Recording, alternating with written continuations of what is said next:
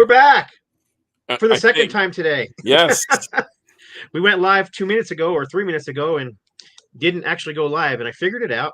You have to push the button once and then wait and then push it again. So now I know next time. We are without our producer, I guess we'd call him, Rob, who is working late. So I am kind of you running had the show a little bit. You had a Rob moment, so that's okay. I did have a Rob moment. That's how we pay effigy to him.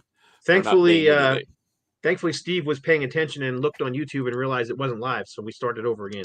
Yeah. Hey, Frazier, are we here? We're not freaking 20 minutes late. We're 3 minutes late. Get a new watch. Anyhow, where were we? Oh, this is episode number 197.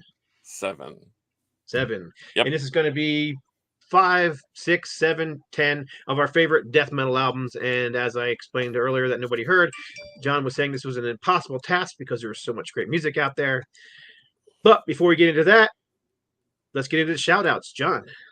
Yes. Again, I shout out my daughter, Maren Ingrid Sauri. Congratulations on that. She is the Carcass spawn, and she participated in her first powerlifting meet. She won first in her weight class open category. And as I mentioned to several people, if you have a chance to go to a powerlifting meet, you need to go, because even if you don't like that type of thing, or you don't think you like that type of thing, you will love it.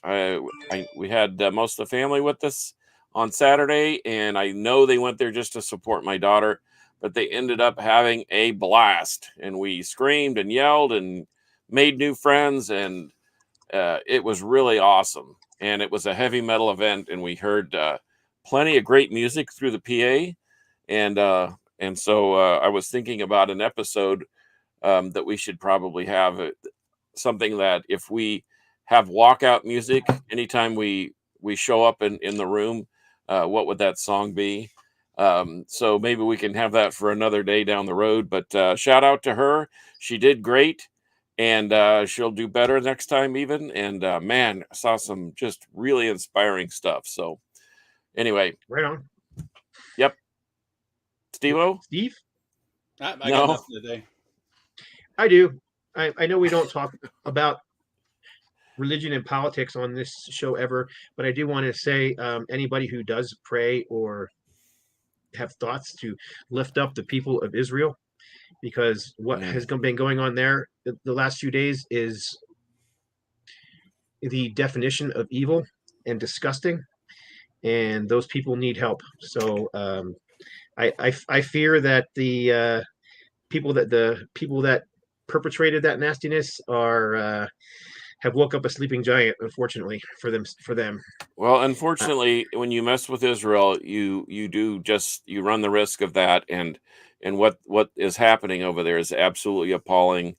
As Toxic Holocaust would say, war is hell, and I don't think Hamas realizes what's about ready to smack them right back in the face. So yeah, I don't think so either. It's awful.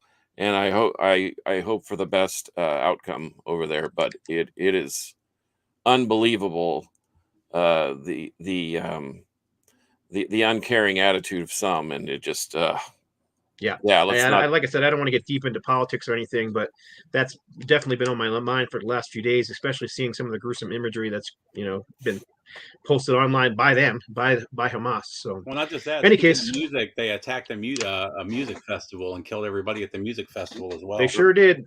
Yeah, they were shooting teenagers in the back, and they blockaded the road out of the place. And as people were pulling up to the blockade, they would just walk by and shoot them through the glass in the window and just kill everybody. Yeah. They civilians. These are civilians. These are not soldiers we're talking about. Right. They don't care. And the fact of the matter is, and we go on for days about it, and despite our religious beliefs or backgrounds, what they're doing is appalling, and you can't justify it on any level. It's absolutely absurd. And like I said, I personally have a fondness for that culture in that area, because I have friends and neighbors that are Israeli, and they have no idea what's about to happen. But anyway, all that being said, let's try and lighten the mood. And I see we got a pile of people backing up here. In fact, there's our friend from Australia, Mark Chaos Massacre, and there's Grego, and I saw Tony Clem earlier, Nikki Pepper, Damien Hair Metal. So yeah, let's Scotty Adams. So let's get down to business. And once again, shout out and hope for the best on those folks over there. But let's lighten the mood and talk about music. Yes, sir. So you are the death metal expert. Well, I don't know that I'm the expert. My grandfather used to say an expert was a former drip under pressure. So maybe that is the truth. Maybe I am the expert. But I love death metal. I love heavier music, and always have. So I've been collecting for a long time, and I hear a lot of the same structure in music as I did in some of the classical stuff. And so maybe that was where I get it. But anyway, so we decided to have this impossible task of picking out 5, 6, 7, maybe 10 albums that and I don't know if they're our favorite albums or most influential albums or whatever, but I pulled 10 albums that I've listened to recently, and I can just give you the reasons why I really like them. And so I figure we'd just go around the horn and I picked 7 albums that I just really like. I mean, okay. And I started looking. I was like, I started seeing more and more. I'm like, oh, I should show that. Oh, I should show that one. And, Do we and want I was to do going one to at make, a time or 2 at a yeah, time? yeah. We'll just Let's do one at a time and just go around, just zippity doo dah, and let everybody have their chance. I mean, I'll just make a statement that I like death metal, but I am far from an expert on that particular subgenre of metal. I do like it, and I have quite a bit of it. But I mean, I could talk for hours on thrash metal without even thinking about it. I could talk for hours on classic metal or 70s rock and that kind of thing. But when it comes to death metal, I'm far from an expert. Well, I think that the thing about death metal is it was kind of spawned from thrash.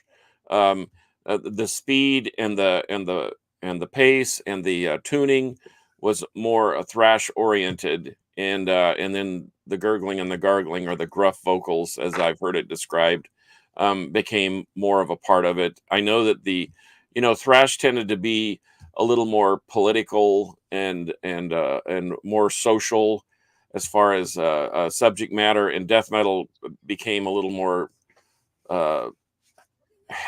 darker spaces, more science fiction-y type stuff.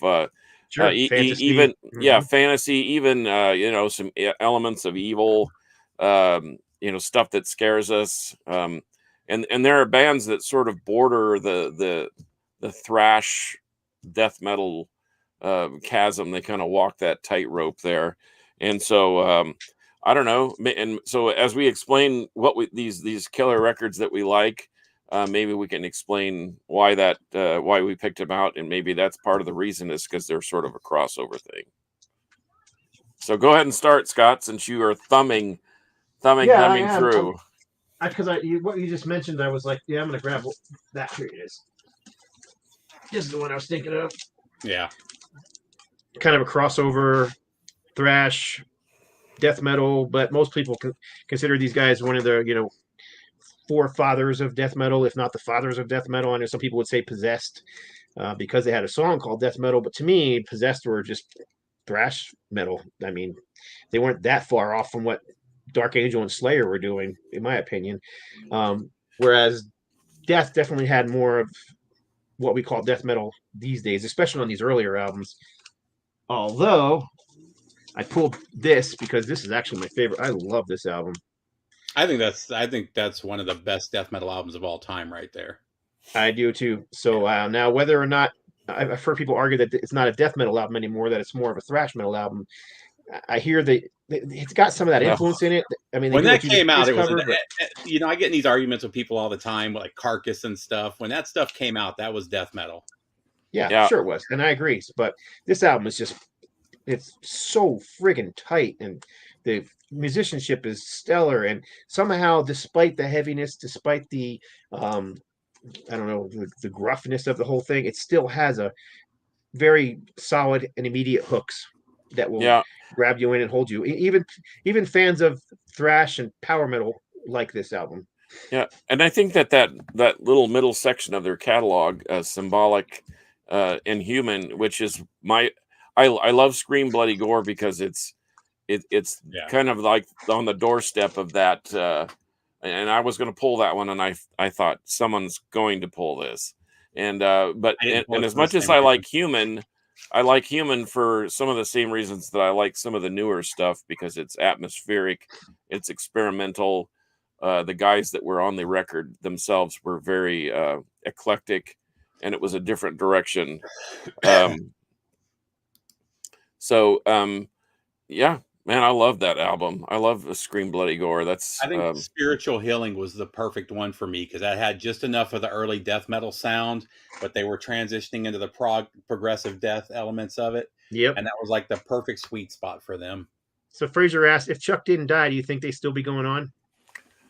Nope. no, and you know why? I've He had was already moving away from it. yeah, that Control Denied, I think, was the new direction, and more of a power prog band. Except I thought Control Denied. In fact, rumor has it that there's a second volume. There's a second album in the tank.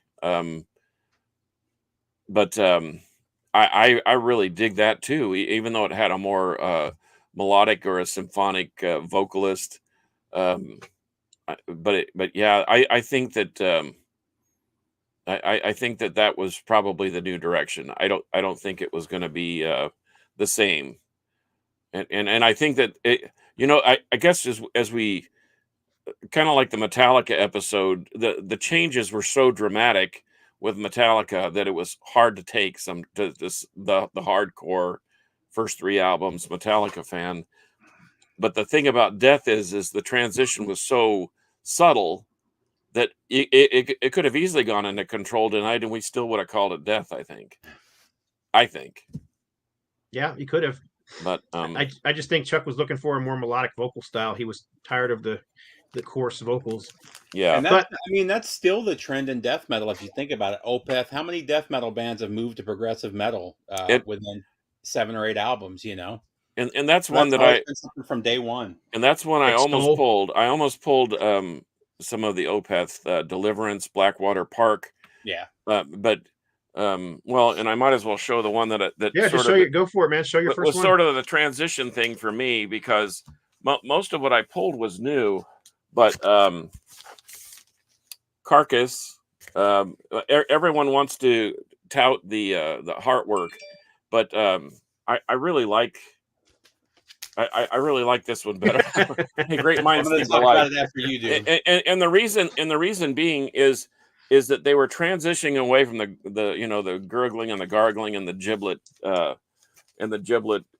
regurgitation and all that stuff, and they had some melody to it, and it wasn't but it was still heavy. I mean, this was like beating your head out with a sledgehammer, and so that's what I like about it. But I think when Michael Amott joined the band, they found melody, because that dude really he probably has the heaviest melody. Maybe Jeff Loomis, and the fact that they're in the same band now is incredible. But so I pulled this one. This was really influential to me. I heard Heartwork, and I actually took Heartwork back to Vinyl Edge where I purchased it, and then I had a second thought when I was sitting in the parking lot waiting to return it, and I went ahead and I kept it, which I'm glad I did, because now I understand it a little better. But yeah, this particular Carcass is one of my favorite, and for those reasons, not because it's all blazing fast and gurgling and gargling and uh, disjointed like the Symphonies of Sickness or Reek of Putrefaction, which are great. I have them. I mean, I have the whole Carcass collection. I can't deny it. But Necroticism, Descanting the Insalubrious, for me, I think is a pivotal record, kind of like Sounds of Perseverance was for Death or whatever. It was sort of the turning point where they were going to make a major change, but it still was going to be heavy. Yeah, you kind So of in hit on a couple of the points I was going to make with that. This is the album that got me. Like, I had heard death metal before this came out, but this is the album that got me into death metal. And I see, this is Heartwork is considered the beginning of melodic death metal. I've always disagreed with that, and I've talked about it before. It started with this album. This album, you start hearing the melody in the death metal that would turn into this, but this is still a lot more raw. And again, you mentioned Mike Ammett had just come from Carnage. And he brought what he had from that into this, and it just came out. They came out with the perfect album, and from this you got the Gothenburg guys. Carcass took it to the next step with Heartwork, but it really starts with this, and this is the one that really got me into to death metal, and actually everything else I'm going to show you this is all the most important death metal albums to me is all stuff that I bought shortly after buying this. It led me into some of this other stuff. So. Well, and I'm going to show this just because you said Gothenburg sound. Well, the Therion. Yeah. I mean, you talk about someone who completely changed their sound. These guys are now wearing tuxedos and have women playing violins and cellos. But if you listen to this Therion record of Darkness, this thing is heavy and as brutal as it gets, and it solidifies that Gotham sound, that down-tuned Les Paul through a Marshall sound that Sentenced and Nirvana 2002 and Entombed and Nihilist, and I mean, just start naming the Haunted, name a Swedish death metal band, and kind of this is where it all started. So, and I was going to pull the Sentenced record too, the first one, and because it's equally as brutal, but these were just a bunch of young kids that got locked into a sound, and they parlayed that into an actual genre of death metal, which was the Gothenburg sound. So we got a good question that I think we can answer real quick before we get into the next one. Integrity 101 said the heaviest I go is Slayer, Pantera, late 90s Testament. Question is there a good gateway death metal album for a dude like me? Any albums with melody and less guttural screams? Well, I mean, the first couple, or not the first couple, the third Death album, once from the third album on, from Death is a good way to go because it's not the real guttural screams and it's more progressive.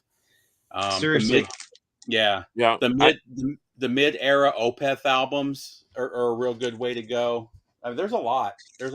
Well, and I couldn't. I don't have the album is being the vinyl's being released Friday of the new Tomb Mold.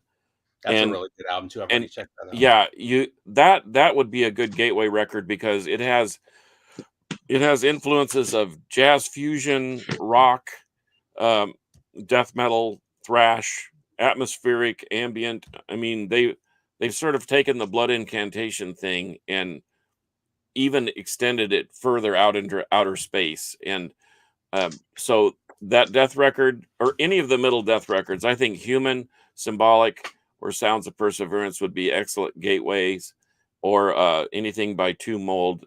In fact, I know I'm jumping out of turn, but I pulled the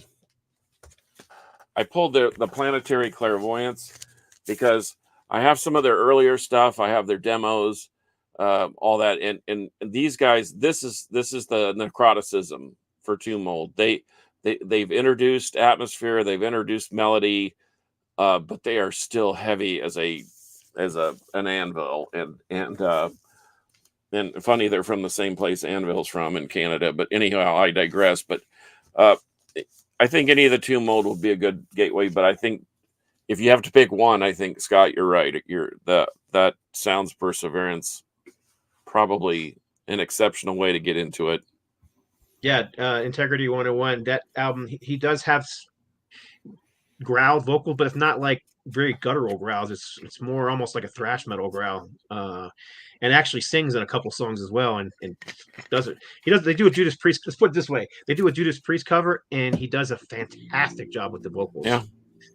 So I think so many people think of death metal and they just think of Tomb of the Mutilated, and you know what I mean, where it's that really Cookie Monster vocal, you right, know, which is great, but it's but that's not most of death metal, to be perfectly honest. right.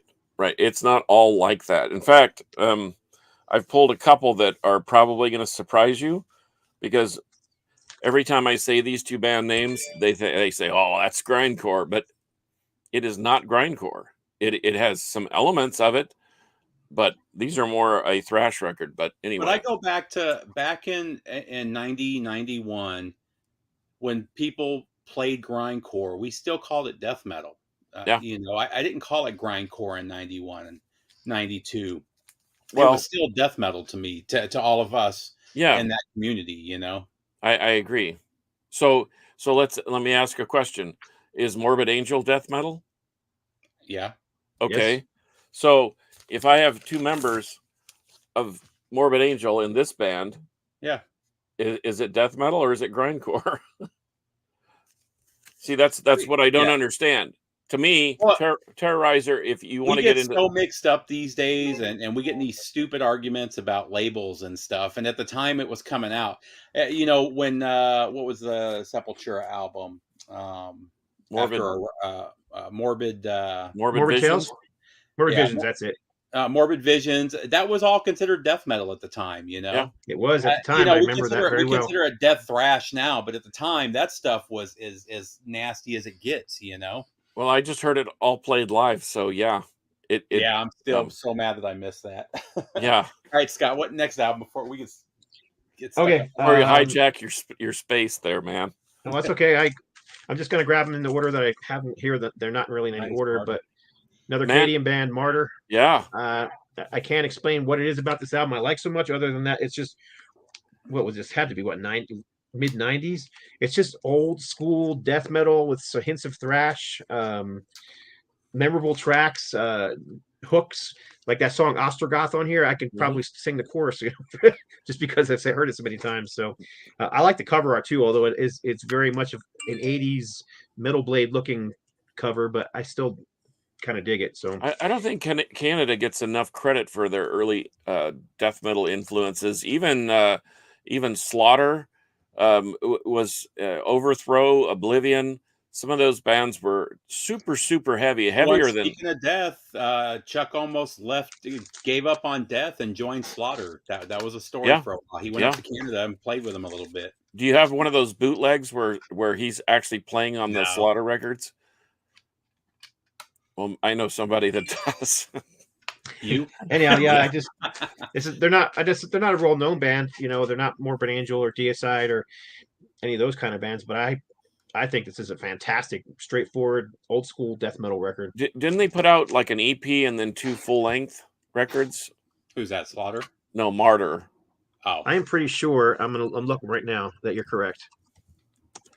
Yeah, I really dug them. I found the CD of that very album in a collection one time, and I thought, why haven't I heard of these guys? Oh, they're from Canada, and that's not uncommon for those bands to get lost up there, since that crossover into the States is, you know, if you're on a Canadian label, your chances are you're either going to have to find them in Canada or they're going to have to be on tour in the United States, and you just happen to cross paths somehow. According to Discogs, they have 4 albums total out, plus 2 EP and a demo. Okay. So there you go. Yeah. Next, Steve. Okay. Yeah. So we already touched on this one before, but this is one of my favorites. I still play this from time to time. Dark Recollections from Carnage. This is my original CD from '92. This thing goes for like $200 now. It's insane. Is it like Earache number 04 or something like that, or? Yeah, Earache. It does it say the number on here? Look on the spline. It should. I don't. So that's I lost the original. Oh, yeah. So I got the CD in the front cover, and I lost the back of it. But yeah, I should make you a copy just to. Yeah, if you have it, I do have it. So the thing with this one is they didn't for some reason they didn't make a copy of it. It wasn't put on CD again until like the 2000s. Mm-hmm. So this is the only way to get it, and now it's one of the more expensive collectibles for death metal guys. This is a fantastic album, though. This was 19. Was it 89 or 90? 89. It was right before Michael joined. Yeah, it's so good though, and you hear early Amit before he moved on to Carcass. So again, and it's funny. I bought this was the album. This and the next one I'm about to show were the first 2 CDs I bought after Necroticism, not even realizing that it was Mike Amit from Carcass that was in this band. So it was just coincidence that that's what I grabbed at the CD store at the Zia in Phoenix. So look at that. Mark Chaos Massacre's favorite there you go. death metal album is. Okay, so here's something that when I show this to people, they go, "Oh no, that's grindcore." I love Repulsion. Repulsion, Horrified. This is their full length. This is actually a killer comp because they put out all their demos on a second vinyl. It's on bloody red, and this thing. Go ahead. Hey, oh, I hit the wrong one. Hang on. It moved on me here. Uh-oh. There we go. Yeah, pretty much. But this thing right here, I think good metal is built on a riff. That's what I love about thrash, is that there's so many riffs in there. But this thing right here is exceptional. It is built completely on riffs, and they even sort of have solos. So that's what would lend it to be more death metal than grindcore. There are grind elements, but I think anybody starting to jump into the deep end with death metal not only should start with death, but maybe Repulsion too. Especially if you're kind of into crusty punk or hardcore, this is the perfect record for you. And they never really did anything else. They did one album, and then they sort of broke up, and then they just went on about their business. I think the one guitarist went on to play in a band called Gadget, a Dutch death metal band, death metal grindcore, kind of in the similar vein with better production. But for the most part, bang, you never heard of them again. I actually saw the reunion and was just shocked how tight and how good they were still. But that's a good place to start if you're gonna, like I said, dip your toe in the bloody deep end of death metal. Right on. I'm gonna go to the next one so we can keep it going here. Yep. This is the album that we were talking about before the show that I didn't actually say the name of. This is the very first album from Metanoia. Oh, wow. In Darkness or in Light. And there they are in the back. Again, this is old school, mid-90s death metal. It's got some thrash leanings, as a lot of it did. But it's just straight up death metal, guttural vocals. Like you said, built around the riffs, heavy riffs. And this album was only available on CD for the longest time. It just came out on vinyl, I don't know, a few years, 2022. So last year. And it was only 100 copies pressed. So they're probably gone. So I shouldn't bother looking. Yeah, you could try if it was available from Soundmass out of the UK. That's even worse. Soundmass.com for the hunter. But anyhow, I absolutely love this thing, and I played it so many times it's not even funny. So, Acute Obliteration is my favorite track from this album, and it's got a cool video too that they did back in the day, which there wasn't a whole lot of death metal bands doing, MTV style videos, but those guys, they were on the name of the label. They were on Steve Rowe from Mortification. They were on his label, and they had a video production guy. So most of the bands on their label would end up getting a video as they did. Right. But anyhow, Metanoia in Darkness and Light, that was their first full-length album. They had 3 total before they broke up, and then a bunch of demos and stuff like that. It's easy to find on CD, though. You can get that thing anywhere on CD. Oh, okay. For a long time, it was expensive, though. It was going for like $30 on CD, and then Scott, about 10 years ago, called me up, like, "Dude, get on eBay right now. It's $10." Yeah. Anyhow, I love that album. And I think the artwork's pretty spectacular too. It's pencil drawing. Half evil, half light. See, I love stuff like that, and I still love black and white. I know that with AI and computer generated stuff, it's interesting and it's spectacular, but I nothing beats a good pencil drawing or pen and ink to me anyway. Speaking of which, um,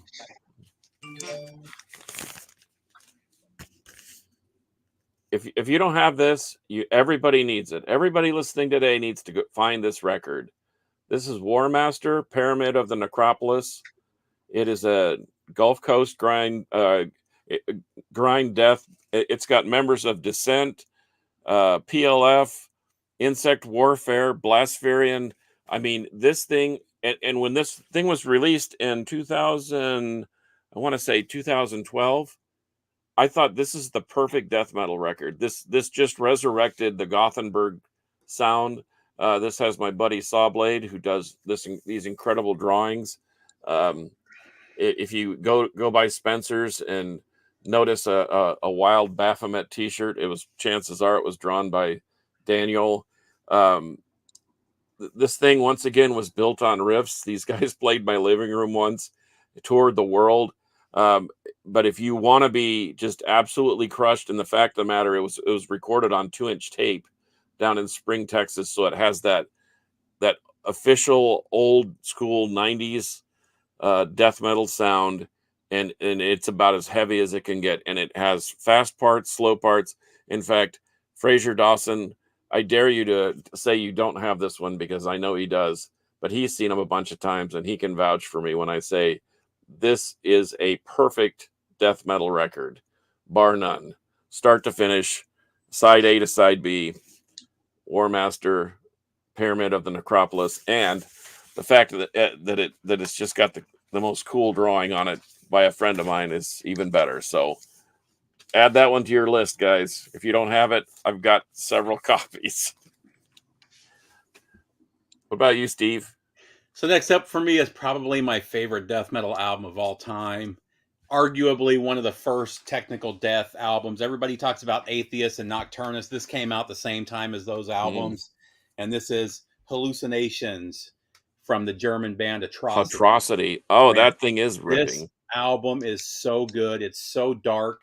As everybody else was moving into Satanism and everything else, this is all about drugs and the depths that you go into when you're high. And it's just an amazing album. I can't recommend this one enough. This is another one on CD that goes for like $60-$70 now.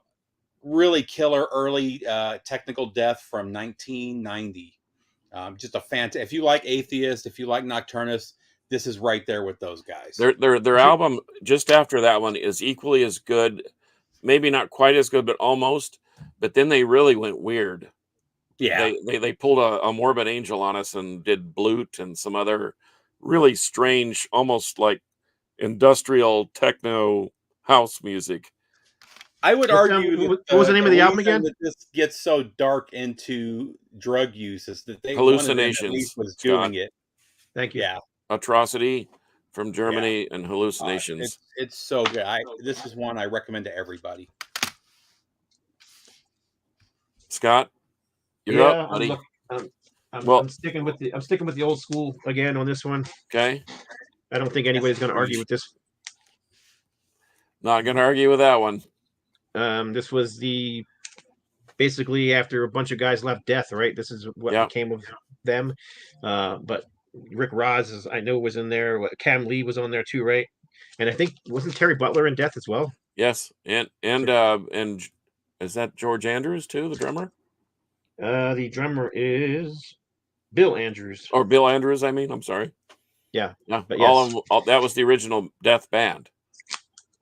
Pretty much. Yeah. So and you got your Ed Repka cover, so it's pretty much a mandatory album if you're into any sort of extreme death metal. It's very, very similar to what you would expect with early Death, just raw, heavy death metal. With some, again, I hear elements of thrash metal in it, but I hear elements of thrash in most death metal. So yeah, well, that's a heavier version of Leprosy, basically. I mean, that's what you're getting with that. Similar players and a heavier vocalist. Well, I'm sure everybody's watching has heard that one, but I didn't want to go all underground stuff. Yeah, Well, and speaking of which, Fraser mentioned that War Master is basically a bolt thrower clone, but I completely disagree. You're killing me. Yeah, I love I love War Master. I love In War There Is No Law, but this thing, I don't know what it is about it. Maybe just maybe the production was being better or what have you. But man, the Fourth Crusade. If you're going to venture down, even if it's the heavier vocals, but boy, that is your record right there, and that is as heavy as it gets. You know what made this one special though, is that everybody was getting faster and faster and faster, and Bolt Thrower said, "Fuck it, we're going to slow it down and be just as heavy as everything else out there."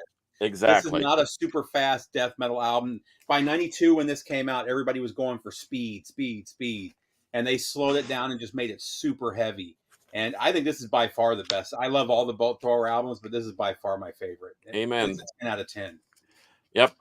I totally agree. Do you have another one you want to pull, Steve, or is that your next one? No, you can go next. I got a couple more. I got 3 more, so you just fire away, man. Oh, I got a bunch more. How about I get so behind? All right. Anyhow, here's a newer band. They only have 3 albums out. They're another Canadian band. I love these guys. I play this a lot. This is their last album, and I play this album a lot. And I've got like several versions of it because I like it so much. So I've got the CD box set. I've got the regular CD version of it, and I've got the double album on vinyl here. These guys are very proggy, and their bass player is mind-blowing. He's like, if Steve Harris played death metal, that's kind of what you're going to get. Or better yet, if Chris Squire played death metal, that's what you're going to get on here. So he'd be Steve DiGiorgio then. Yeah, exactly. You know, in that kind of vein. But he plays, it sounds to me, and I mean, I don't play bass, but it sounds to me like a lot of it is fretless bass. So it's just very interesting, progressive, yet heavy death metal. But it's got that, you know, it flows like a tapestry. You know, some parts are real super heavy, but then it'll get mellow for a few seconds, and all of a sudden kick back into something heavy again. So that must be kind of a weird Canadian thing, because I know that Tony Choi, who played in Overthrow, another Canadian band, played a fretless, and then there's a band called Into Eternity that actually toured with Dream Theater and. Yeah, I know who Into Eternity are. Yep. Yeah, and that dude plays a fretless bass, and they're Canadian, so I don't know. Must be maybe the frets get too cold up there. I don't know. Anyhow, this is the band is, if I didn't say, it was Beyond Creation. If you can't read it, although that's a pretty readable logo for a death metal band. And the name of this is their 3rd album. It's called Algorithm. You know what it reminds me of is Steve is the Last Extol album. Kind of has that kind of feel to it. Yeah, you sent that to me. You sent me a copy Did I? of that. Oh, cool. Was that like 3 years ago, 4 years ago, something like that? It could have been. I don't know. I send you so much music, I can't remember anymore. I got a pile of stuff back here for you. So, anyhow, moving on. Next. Well, okay. So speaking of bolt thrower worship, these guys could actually be. They are majorly influenced by bolt thrower. This is Frozen Soul from right here in Dallas, Texas. They have taken off like a rocket. I saw them 3 years ago opening for Necrot and Blood Incantation and Exhumed. And I thought that they were an international touring band. They were that good. And it turns out it was their first show ever. And they were so heavy. And like you said, Steve, they have elements that are fast, but they just said, you know what? We're going to down tune this thing, and we're going to slow it down to where it is going to be. And TJ is, there you go. And, but I love this band, and they had an EP with some demos on it where they did some covers, and then their first album I really, really, really, really like, and this is their latest offering, and they're about to do. We have this thing in Dallas called the Wrecking Ball. It's basically a 2-day death metal fest, and they're headlining one night. Dying Fetus is Friday, and these guys have Saturday. Super good folks, but man, they are so heavy. So Frozen Soul, and they're local. I mean, the death metal is not going away. This sounds as good as any of the stuff that you would have heard back in the 90s. So Steve-O? I gotta show one mod because I don't buy a lot of modern death metal these days. I've got I've bought the Blood Incantation, and even that was an accident that I got into them. I had joined some record club, and the first one was a Blood Incantation debut, and I was like, I don't even want this. I was like, you know what? I'll listen to it first. And it was awesome. This is kind of along those lines. This band, this was my favorite album the year this came out. I couldn't play this enough, but it's Where Owls Know My Name, Rivers of Nile. This album that's is a good one too. fantastic. I think I gave this one to Scott as well on Yeah, you CD. did. This album is so good. I don't even know how to describe this. You've got death metal, you've got a little bit of Bowie influence, you've got some jazz influence, and I'm not saying it sounds like jazz, but there's some horns in here that really fit. It's really weird. It's not what you expect from a death metal album, but this thing is 10 out of 10. I still play this all the time. Unfortunately, I didn't like their next album as much as this one, but this was just a perfect album. And the artwork on here, it's hard to see with the glare, but it's really killer. Well, and we didn't really talk about the history of death metal and when it started, but I'm guessing, I don't know, mid to late 80s. And so it's been around, even if it were 90. I mean, that means it's been around for 30 years. Yeah. And I know that bands are, one of the things I like about some of the more modern stuff is they are not afraid to experiment, because the heaviness is there. The sound that sound's been regurgitated. Yeah, you're right. And that's what I love about this too, because so many and part of the reason I don't listen to a lot of death metal these days is because everything I hear from death metal, all the albums that people list as the best death metal of the year, when I listen to it, all I hear is Obituary and Carcass, and I hear those early influences without adding much to it. Whereas with Blood Incantation, with Rivers of Nile, with Opeth, they're adding their own. They're adding something different to it, and it's kind of taking the genre in different directions. I have the same problem with black metal. All the black metal that I hear today is the same that I heard in 1994, 1995. There's some little changes, and there are some bands I know that are starting to experiment with other stuff now, but they really didn't for the longest time with death metal and black metal. Scott, what say you? What says I? I says I'm going to go back to the old school again.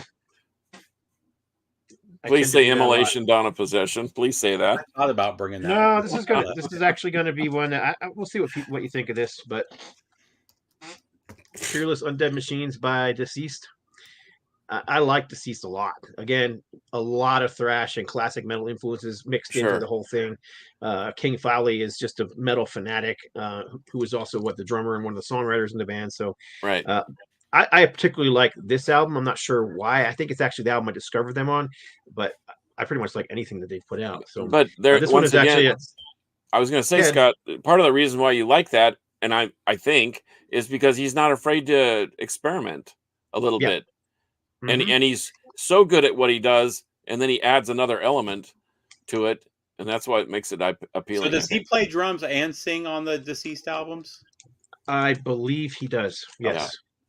And then this is a, I don't know, but it's a concept album, sort of. It's not like they're making up their own story. It's basically the Dawn of the Dead, Day of the Dead. It's the Dead movies, the trilogy of the Dead. So yeah, it's a classic. It's funny though, when that album first came out, I hated it. I don't know why. I got it as a new release, and I did a review for a magazine on it, and I just didn't like it. But now I freaking love it. So go figure. I'm looking at some of the comments, and once again, there's the mention of Immolation, and yes, TJ, Mortiferum is one of my favorite. Mortuous is one of my favorite. They limited me to 5 originally. Then they said 7. And I brought 10, but I'll tell you what, this will make TJ very, very happy. He said about this band, nobody can bring stink face to the whole room like this for 30 minutes like this band. And it's Tribal Gaze, another new band. These are young kids playing terrifyingly great death metal. This is the Godless Voyage. These guys are from Longview, Texas, and only because I've lived there, this makes Shreveport, Louisiana, and Little Rock, Arkansas, the big city lights. These guys live in the sticks, and yet that angst is transferred into this record, and it is so good. And once again, to Steve's point, the there we go, Tribal Gaze. They will trying also to get it bigger, trying to make it bigger so that people could see it. But yeah, well, you just need to go find it because it's greatness. And these guys also are going to be on that that Wrecking Ball deal with Dying Fetus. So, but I love this band, and once again, I put this, and it's got only 6 songs. They've just released a second record that's equally as good. But TJ said these guys are playing right before them when Forebode played at a small, tiny little record store here in Arlington, and he said just go ahead and go buy everything that they have, including a shirt, because you won't be disappointed. So I literally went, I bought T-shirt, the gold record, the tape, everything you could think of, stickers, and he wasn't wrong. I absolutely love Tribal Gaze. They are greatness and should be. They deserve at least a listen to. Steve. So this next album was super influential on me. I started playing drums in 1990 or 91. I was in my first band in 93, and I couldn't get enough of this album. This album has one of the best death metal songs of all time on it. I don't get into the satanic metal. I even in the early days, I thought it was so cheesy. Glenn Benton, I thought was the cheesiest dude in his interviews that I ever saw. Never got into any of that stuff. I did love the first Morbid Angel album, and then they followed up with, I think this is a perfect death metal album. This one doesn't get talked about enough. Everybody talks about the debut and Covenant. The song Fall from Grace is one of the best death metal songs of all time. The drums on there are perfect. The intro is one of the best intros in metal of all time. If you haven't checked this album out, Pete Sandoval, nobody ever talks about him when they're talking about great drummers, but man, he was amazing, and it all came to fruition. It was all perfect on this album. After this, they went to Covenant, and it started getting into a little more cheesy satanic after that, and they lost me. But this was just a perfect album and a perfect time for me. Like I said, I was getting into the heavier drums. I was getting into double bass. And this kind of took my drumming to the next level. I agree with you. That thing is, I think Morbid Angel, despite their transitioning, and then they got super duper weird that one record. But man, I think Pete Sandoval is probably top 3, maybe. Oh, yeah. Easily. He's amazing. Yeah. Anyhow. And notice a lot of these bands, it's not blast beats the whole time. That was another issue. A lot of the early death metal bands, nonstop blast beats. All of these bands I'm showing for the most part are more technical.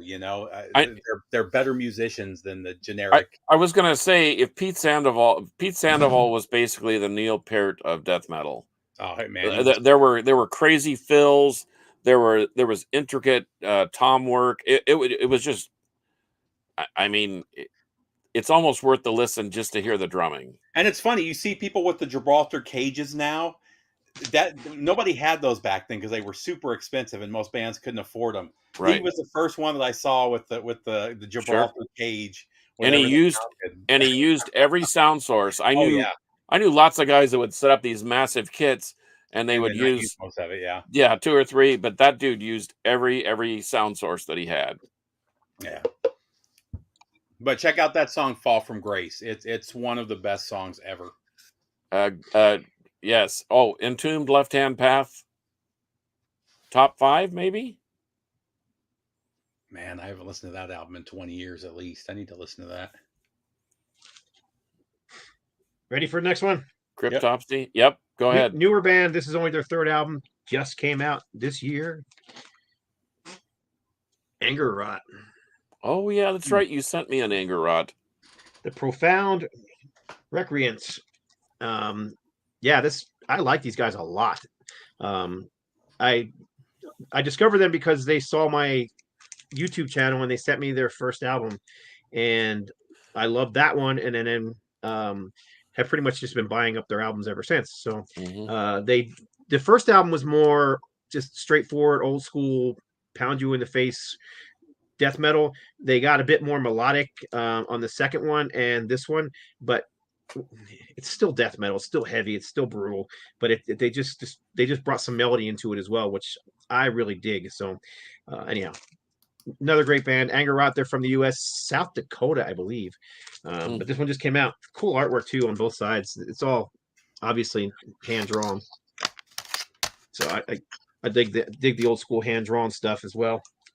And well, and we're talking about, I think this is a good episode, only not because we're doing it, but because we're introducing people to new. I mean, the people pretty much know Obituary, Suffocation, Cannibal Corpse, uh, and those are the heavy hitters. Obviously, Morbid Angel, even Cryptopsy. I love that band too. I think they have killer that they have good production, and I think, which is important. One thing we haven't really talked about is the production of some of this stuff. The early stuff was, even despite its rawness, somehow the Swedes captured the brilliance of the heavy riff, and I think that's why that, unlike some of the death metal stuff, like what the Burzum recordings were in a shoebox with a tape recorder microphone and a whatever. But anyway, so this is my last offering, and we've mentioned these guys several times.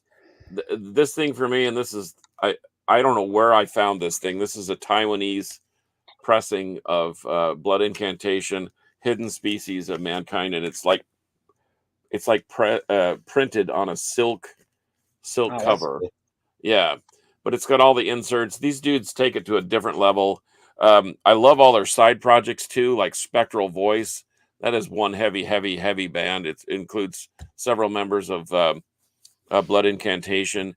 They still add the elements of. I know that they put out Time Wave Zero, which Fraser Dawson hates because it's all ambient music, but I love the ambient part of it. I think it's cool.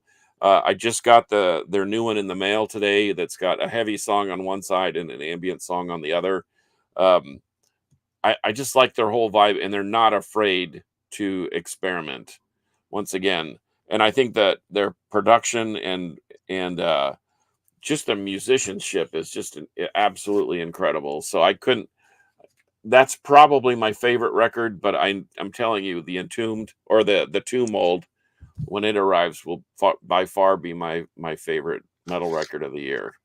It's so intricate and so mind blowing. So, but Well, you mentioned Obituary, so I got to show these two together. I always consider these, even though they're 2 years apart, a year and a half apart, Incomplete and Cause of Death. These are my original copies that I bought in '92. I didn't know about. I didn't get into Slowly We Rot until probably 10 years later.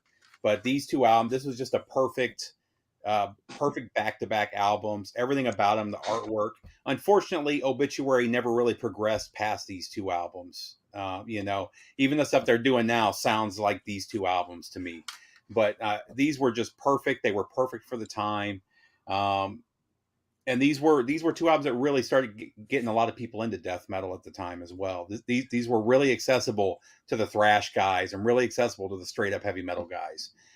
So again, these are really good ones to check out if you haven't. Well, and the thing about it is I think that they pulled the throttle back just a little bit, and they went a little heavier, although they had some of those speedy elements. Yeah. So they were kind of like Bolt Thrower, but maybe not to the extreme as the slowness of Bolt Thrower. But they did slow it down. They did it, and I think that to me, that's a sign of a really good band, is if you can play it whatever style. Yeah. Coffins, yes. Any you guys heard of Coffins before from Japan? That sounds familiar. Borderline thrash, but with some death metal elements, even some crusty stuff. A real eclectic crew, which a lot of the Japanese bands are very, very diverse in their influences. Palm is another one. Oh yeah, I do. I've seen their album covers. Yeah. I Let's got see. I basically have two more sitting here, but then Okay. as we guys were talking, I thought of another one that I was like, oh, I need to grab that, and I knew it was right behind me, so I did. Okay. I had it in my hand, Scott, and I thought, I don't know that anybody would understand or care, but I love that record. I do too. Again, it's a bit proggy, sometimes a bit doomy, but it's death metal. So it's progressive doomy death metal Well, from and not, Texas. and yes, and not to pat myself on the back, but I heard every scratch track and all the initial recordings right here in my living room. They rehearsed and stayed with me for 9 months basically, and we turned my front room into a studio, and and I heard the literal progression of those songs, and they in fact they played the entire album before they shot out on tour. That was the first live at Casa de Carcass, and I wish I had a recording of it, but I don't. But that thing is absolutely brilliant, and one, like you said, has tons of different elements to it. It's proggy, it's doomy, it's fast, it's slow. It's I love that record. Yep. So I'll show you the other two real quick too, since we're running out of time.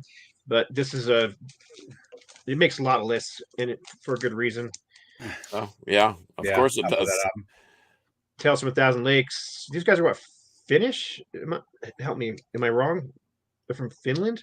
I can't. That sounds Yeah, about right. yeah, they are from Finland. Okay, yeah, that was right. I always want to stick them in that Swedish thing because They're of their sound. they're Scandinavian. Okay, but they do have that. They're not far off from, especially on this album, from that Swedish sound. So that's why I always confuse where they're from. Well, where was it recorded? Because I think it was actually recorded down there. It might have been. I don't know. Yeah, but this is one that gets played pretty often. I mean, when I'm like when you're in the mood to hear something heavy but melodic, I pull this thing out quite a bit. And then the last one, I actually got a couple others too I could show, but I don't know, some people hate the Christian metal stuff, but this album blows doors down. I mean, it's freaking awesome. This is the old Nuclear Blast original pressing of this one.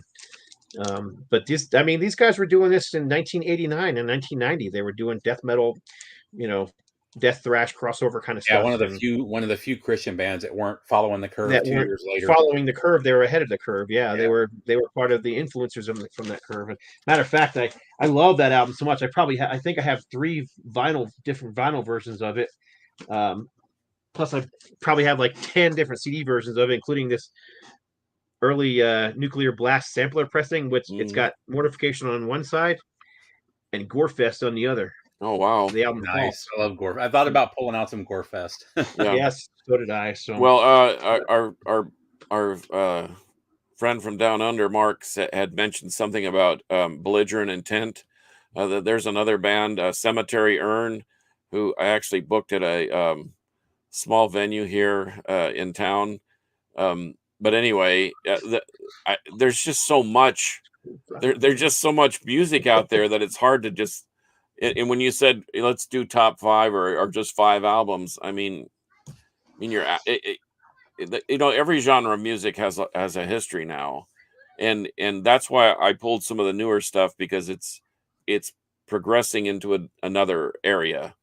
The tumults, the tribal gaze, the blood incantations.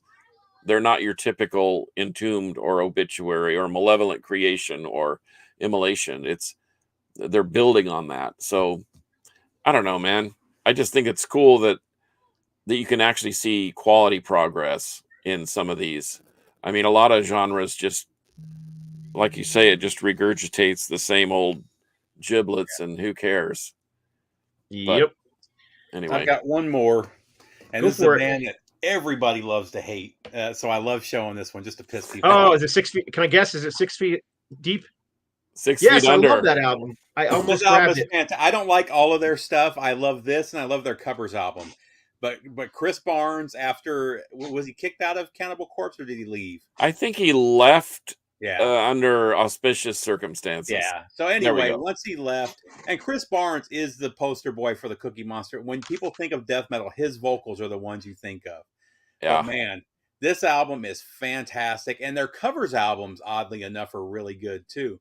But man, every time I show this, people just are like, "That's trash. That's garbage." Hey man, war is coming. It sure And is. what's funny, those same people love Tomb of the Mutilated. They love Hammer Smash Face. You know so that always Well, cracks me up. let's be honest, Steve-O, that album's No, it's not as completely good as different. Tomb of the Mutilated. Don't get me wrong. Well, Yeah, and it's completely different. It's a yeah, different death metal yeah. No, it style. is. Yeah, I like them. It's just simplistic grunt and grind death metal. yeah.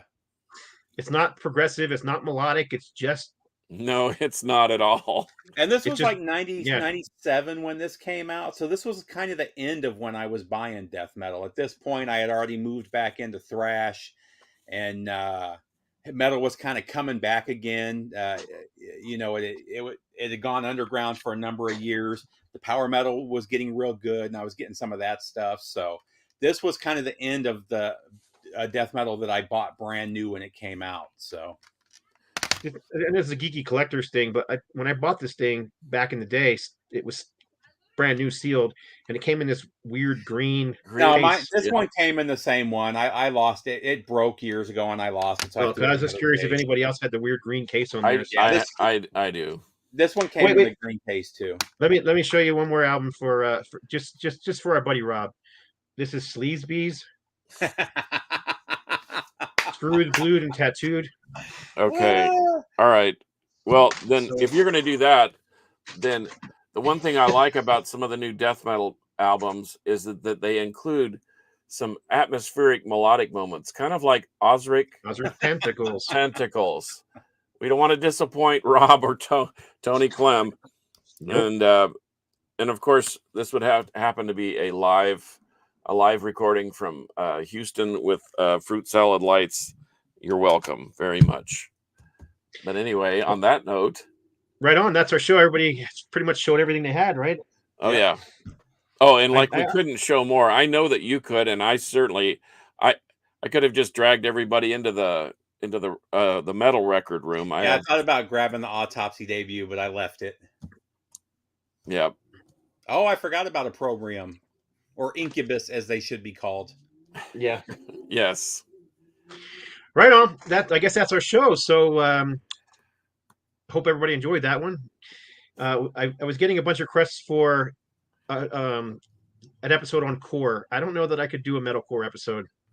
What is metal? I mean, I didn't think we could pull one off with new metal, and then Steve pulled one out of the fire. And yeah, I don't think any of us ever got into the screamo and all that stuff, though. So what is core? I mean, deathcore, metalcore. I mean, I like a lot of old school hardcore. It gets really weird because the early metalcore bands were metal bands from New York. It was the Jamie Jostas and the stuff like that. And then the screamo guys kind of took it over and turned it into something else, So it was like Black Dahlia and Job for a Cowboy and Suicide Silence and Suicide Silence is. I wouldn't say Job for a Cowboy, but Motionless and White. And it gets weird too because a lot of the stuff that people call deathcore just sounds like death metal with breakdowns. So it's not a whole lot different than death metal. So the core How about something like I Wrestled a Bear Once or Arsonists Get All the Girls.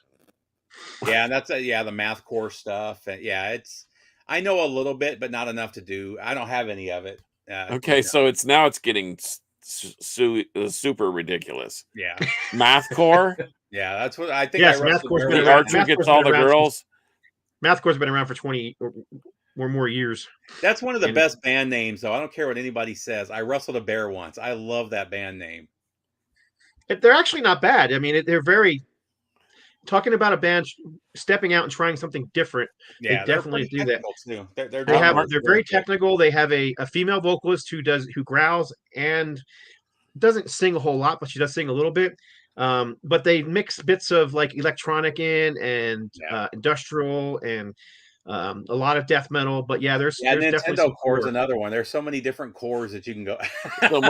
so Mark Field says it's mostly bad, lazy single note breakdowns.